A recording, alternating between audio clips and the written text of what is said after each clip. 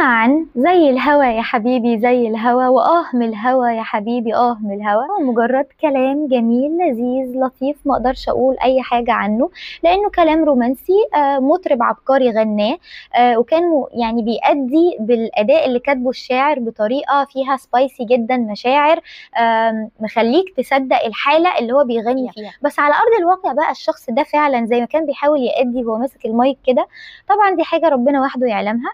ولكن هتظل كلمات الشعراء أو الأغاني أو الأدباء أو الأفلام بشكل عام هي مجرد يعني حاجة انترتينمنت، حاجة مسلية هتفرج عليها أو أسمعها وأنا رايقة، مش هصدقها بكل كياني، مش هننجر وراها. ما ينفعش المشاعر لوحدها أو الرومانسية هي تكون المقياس الوحيد اللي نقيس بيه علاقة. لازم يكون في خطاف للعلاقة دي، قيم ثابتة هي اللي تقل العلاقة دي، تبقى ميكس مع المشاعر علشان العلاقة دي هتعدي بصعاب وتعدي لبر الأمان وتبقى علاقة ناجحة بجد. لكن في الأول أو في الآخر هذا الكلام كلام جميل لطيف، مش هنعمل بيه قوي، هنسمعه كده بس واحنا رايقين.